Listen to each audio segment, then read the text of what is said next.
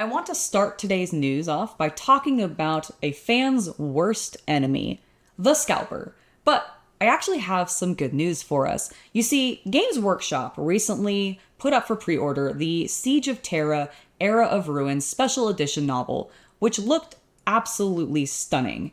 But as soon as they put it up and it went live for pre-order, they noticed that a bunch of bots happened to be getting in and gobbling up all of those copies. So, in their diligence, they actually paused the pre-order, canceled all those orders, and they want to make it so that the actual fans can get their hands on these books. Because they know that those of us out there that are true fans, that love the characters, love the lore, really just want to absorb all of the information, and aren't just trying to make a quick buck off of somebody else's passion, like the Scalpers are. However, them saying that they paused it and are working on efforts to make it so that it's safeguarded in the future so that the bots can't get in, well, that is something that they already have been trying to do. I mean, thankfully it seems like they caught the bots because they had some safeguards in place that alerted them, hey, this is a little suspicious how many of these are going and where they're going to, but if that's all the safeguarding is, I don't know if that means that they're actually going to get the product out to the people who want it. Now, I don't know if you're like me, but I have completely given up any hope on ever getting my hands on any special edition collector version of any Black Library novel, simply because there has been such a scalper problem. So seeing GW address it, I do like to see. I would love to actually see genuine action that actually prevents this from being an issue, so that maybe people like me who have been burned out on the attempt and just going, that's not even worth trying to get in the queue of even getting my hands on it, might come back and actually start trying to get those books again. So I'd love to know what your thoughts are on Scalpers. Did you try to get your hands on this new Siege of Terra novel that was going out? And did you see it go on pause and disappear off the website? Or are you like me and you just are like, nah, I don't even bother anymore? Tell me down below. Next up, we need to talk about the official trailer for the newest edition of Warhammer 30k, Horus Heresy, because oh my god, I love this trailer. I'm just gonna let it play. I'm gonna talk a little bit over it. I'm sure you guys have all seen it. It's been out for a little while now. I was at Fanime when this released. I watched it there and I freaked the hell out. It was insane. I love this trailer. I probably have never been more hyped for a new game coming out, and I was really excited for the first trailer for Horus Heresy, you know, the one with Horus going, "Let the galaxy burn!"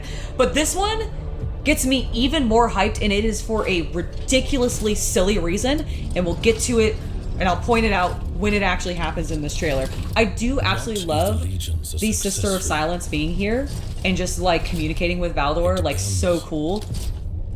On how deep the rot goes. Oh, Valdor, I am so sorry, my man, but the rot goes extremely deep, and this is going to lead to only war in the 41st millennium. But I mean, who cares, because look how amazing it looks. It is fantastic seeing the Iron Warriors versus the bloody Salamanders. It makes me so happy, like just so extremely happy. And this animation is glorious, like absolutely beautiful. And we'll talk a bit more about the miniatures and all of that because they also look stunning. We're getting Mark II Crusader armor, which is really cool to see. It looks great. It's not my favorite of the armors, don't get me wrong. However, it is still really cool, and I like seeing variety, and I like seeing GW embrace the variety that they have. But this is who we're really here for. Our beautiful new Saturn IX Terminators. GW was like, hey, we heard that thick boys are in and you miss the giant shoulder pads. Well, we brought those glorious bastards back from the 80s. Here they are in their ultimate glory. And by the way, we made it so that the dreadnoughts could have the big shoulders too, and an even bigger gun, and it just looks stunning. But this scene got me so hyped, I actually screamed.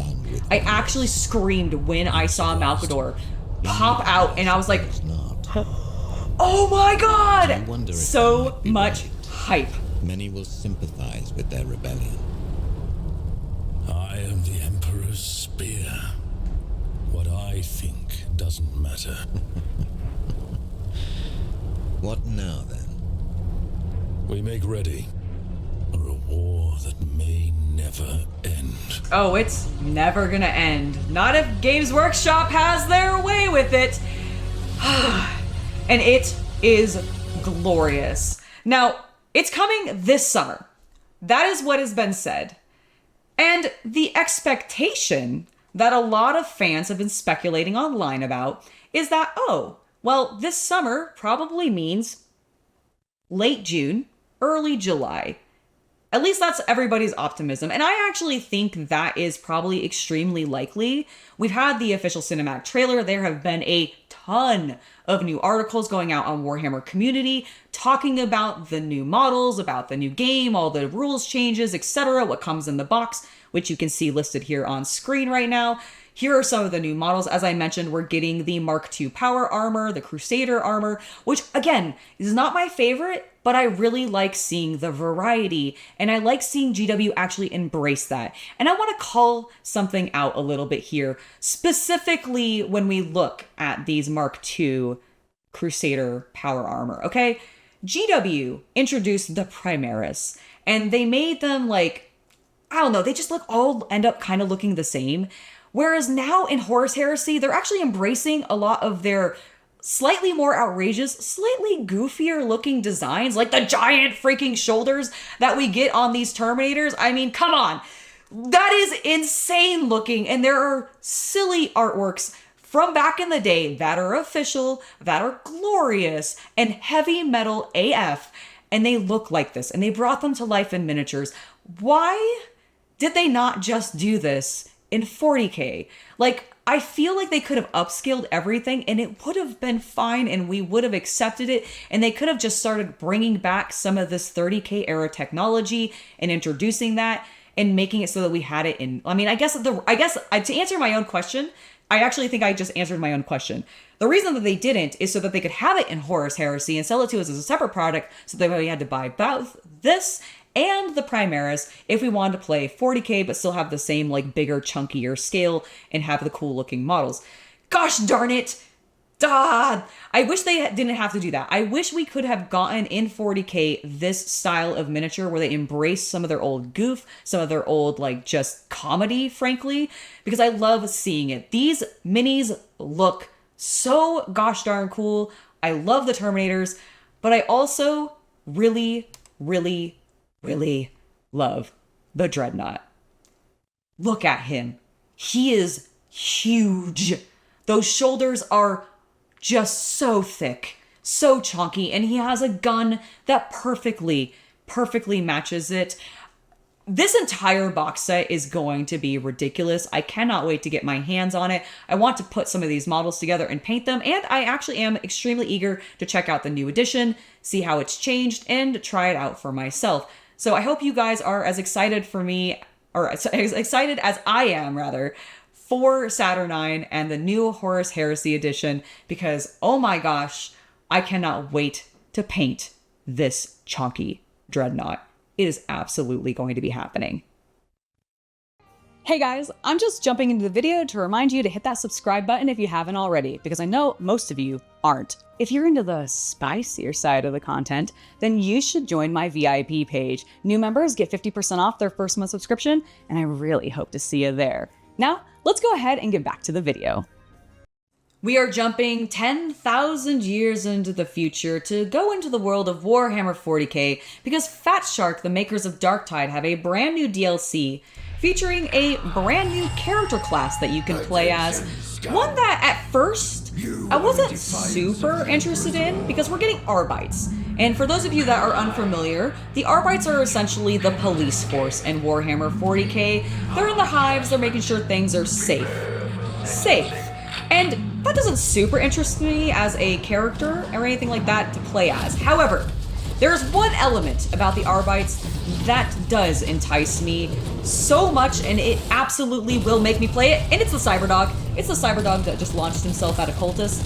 Oh my gosh, do I want to run around with a cyber puppy and sick him on the filthy scum that is polluting the hive that I am trying to protect. It just sounds so cool, and I really look forward to actually being able to dive into the DLC, which will be coming out on June 23rd, and actually doing that. Telling my dog, go sick him, because I assume there will be a button for this.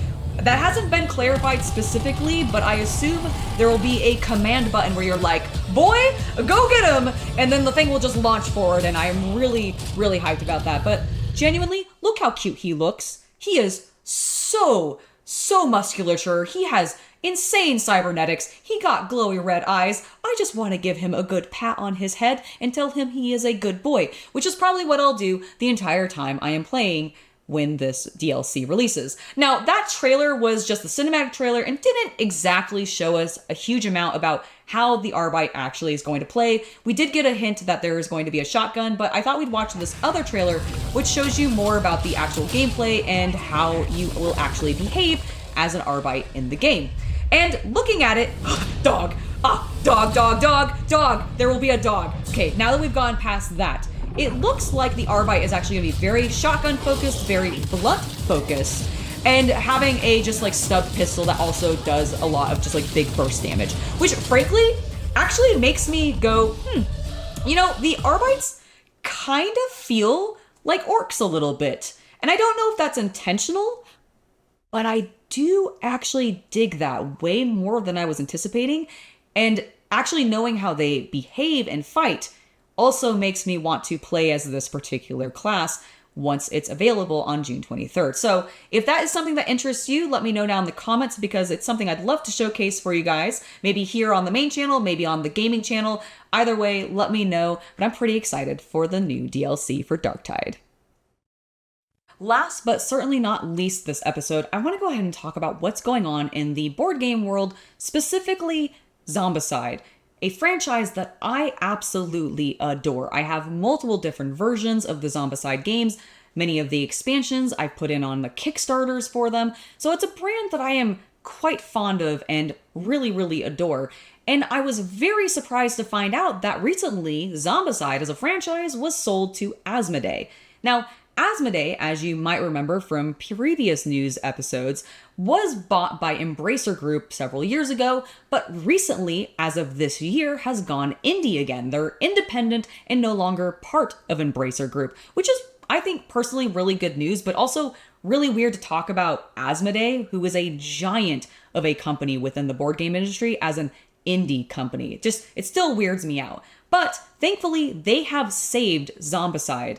They have bought it up, and they are going to be the new publisher for the game, which is a very good thing because I think the game is very well received. I don't want to see it go away, but it makes me extremely sad for Cool Mini or Not, the original publisher and developer of the Zombicide franchise.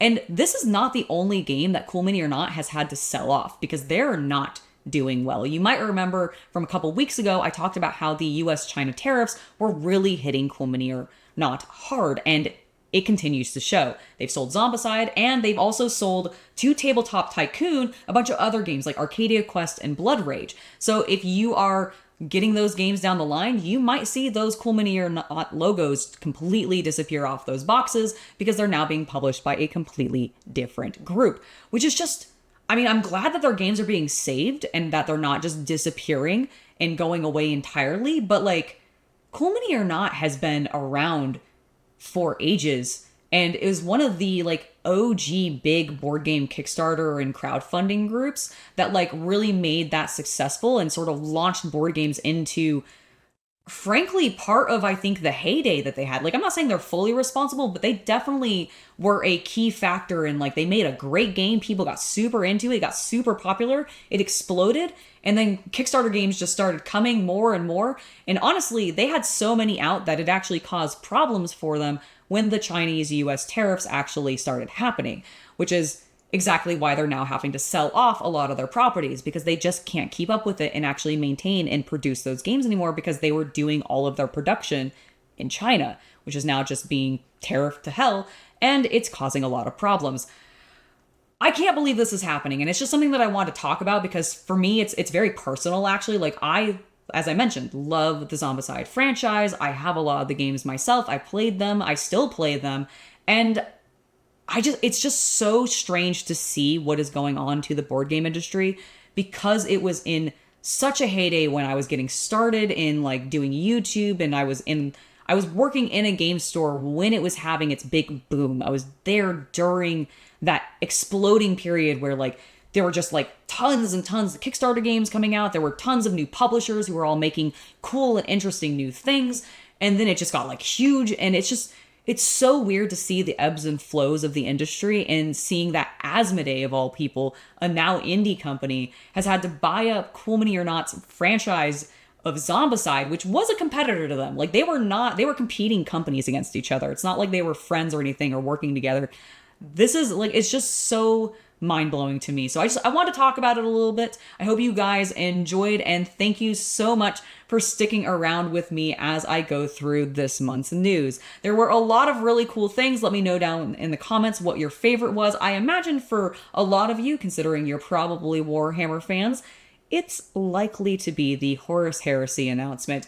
Don't get me wrong, that was spectacular, and I am so hyped for that game. I will definitely be getting the box set once it comes out. But I really wanted to focus on some board game stuff as well. Now, before I head out, I want to give one final thank you to my patrons as well as my YouTube members for making it so content like this can continue to happen. Without your guys' support, we would not be able to do this, so thank you all very, very much. And thank you for just watching this episode, getting to the end of it. It really means a lot to me, seeing you guys reach the end of the videos and enjoying what you're seeing. So thank you to everybody who watched this, and I hope you have a wonderful hobby night. I've been Angela, and I'll see you next time. Bye.